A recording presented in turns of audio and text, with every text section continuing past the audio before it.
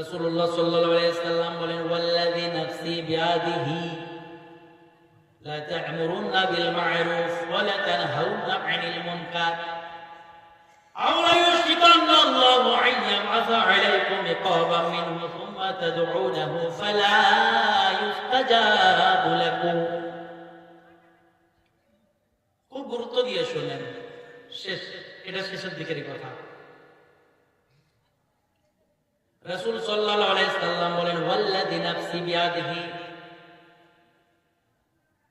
ওই আল্লাহর জাতের কসম যে আল্লাহর কুদরতি হাতে আমি মুহাম্মদের প্রাণ, আল্লাহ রাসূল বলেন ওই আল্লাহর জাতের কসম যে আল্লাহর কুদরতি হাতে আমি মুহাম্মদের প্রাণ। কি বলেন? আল্লাহ রাসূল বলেন, লা তা'মুরুন্না বিল মা'রুফ ওয়া লা তানহাউন্না 'আনিল মুনকার। একটা নরমাল কথা, তুমি আমাদের বাড়ি আসবে, আর একটা তাকিদ দিয়ে কথা, খবরদার খবরদার খবরদার, তুমি আমাদের বাড়ি আসবে, আসলেই তোমার কথা বলবো, তাকিদ দিয়ে কথা, পার্থক্য নেই। ওলামা ইকরাম বুঝবেন, লাম তাকিদ ওয়া নুন তাকিদ শাকিলা, অর্থাৎ আগেও তাকিদ, পরেও তাকিদ, আর উপরেও মিডিলেও তাকিদ। এই তাকিদ দিয়ে বললেন, লা তা'মুরুন্না বিল মা'রুফ, তোমরা অবশ্যই অবশ্যই অবশ্যই আল্লাহওয়ালা বান্দাকে আল্লাহর দিকে ডাকবে। ওয়া লা তানহাউন্না 'আনিল মুনকার, আর তোমরা অবশ্যই অবশ্যই অবশ্যই মানুষকে খারাপি থেকে রোখো। আউলা ইউশিকাল্লাহু আন ইয়াব'আসা 'আলাইকুম ইকাবাম মিনহু, তোমরা যদি আল্লাহওয়ালা বান্দাকে আল্লাহর দিকে না ডাকো, তবে অতি সত্বর তোমাদের উপরে আল্লাহ একটা দর্দনাক আযাব পাঠাইবেন। ভাই, আমি নিজে থেকে বলছি না, আল্লাহ রাসূল বলেন অতি সত্বর আন কারীম, অতি সত্বর তোমরা যদি আল্লাহওয়ালা বান্দাকে আল্লাহর দিকে, অর্থাৎ মানুষকে ভালোর দিকে না ডাকো আর খারাপ দিকে না রক্ষা করো, তবে অতি সত্বর তোমাদের উপরে আল্লাহ তাআলার তরফ থেকে দর্দনাক একটি আযাব আসবে। সুম্মা তাদউনা, তখন তোমরা আল্লাহ বলে, ইয়া রাব্বাল আলামিন, আমাদের বাঁচাও, আর আমরা সহ্য করতে পারি না জালিমের জুলুম। হচ্ছে না জালিমের জুলুম? কখনো ঈমান ছাড়ার ভয়, কখনো জান ছাড়ার ভয়, কখনো নাম প্রকাশ করার ভয়, কোনো দাড়ি দেখার ভয়, কোনো লেবাস দেখার ভয়, হয় না ভাই? এমন জালিম নেই, জালিমকে আল্লাহ দেয় নাই। আরে জালিম এখান থেকে নয়, জালিম ওখান থেকে এসেছে।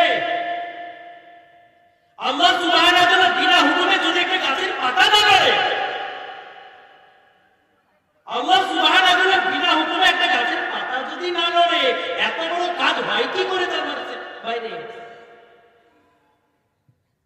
একটা রাজা তার প্রজাকে প্রচন্ড ভালোবাসে, রাজা চায় না যে প্রজার উপরে অত্যাচার করুক, তো রাজা দেখতে পাচ্ছে না, তখন হতেও পারে যে প্রজার উপরে জালিম অত্যাচার করছে, ঠিক কিনা?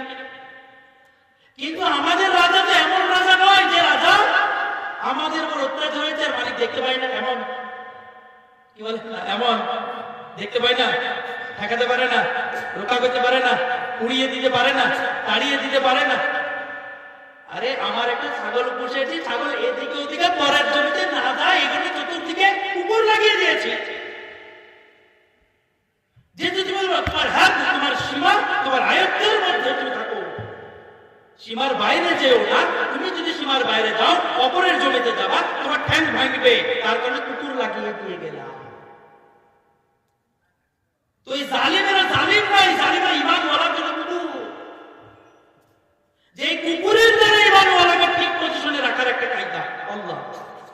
আল্লাহ কি ডাইরেক্ট হাত ধরে ধরাবেন না, ওই কুকুর সিয়াম রুপি দিয়ে হাত সীমা বন্ধন করে দিয়ে তাদের রক্ষা করবে।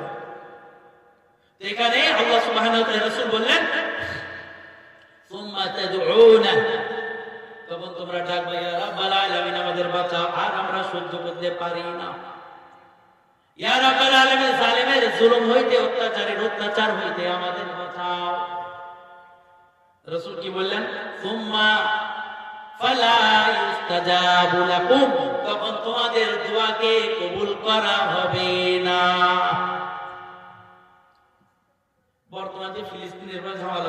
সারা দুনিয়ার মধ্যে একটাও কি আল্লাহর ওলি নেই? আর আছে না নাই? একটাও কি আল্লাহর বুজুর্গ নাই? ফিলিস্তিনের উপরে যে হামলা হচ্ছে, যে কষ্ট পাচ্ছে, ওলি কি দোয়া করছে না? করে না? হচ্ছে না কেন প্রভু?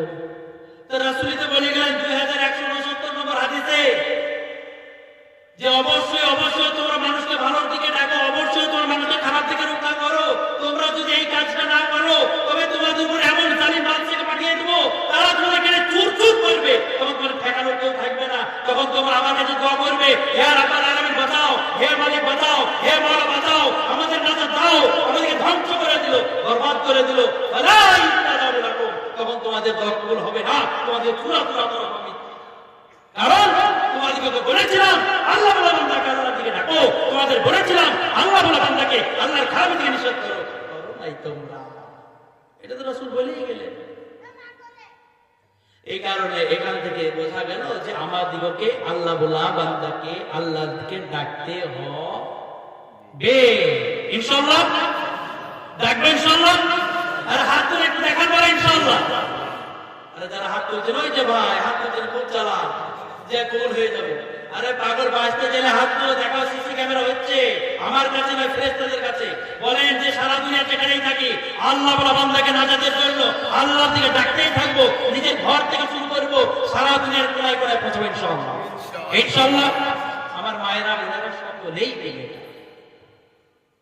অনেকে বলে পুরুষরা করবে মহিলারা নয়, বলে না? অনেকে বলে পুরুষরা করবে মহিলারা নয়, অনেকে বলে মহিলারা করবে পুরুষেরা নয়।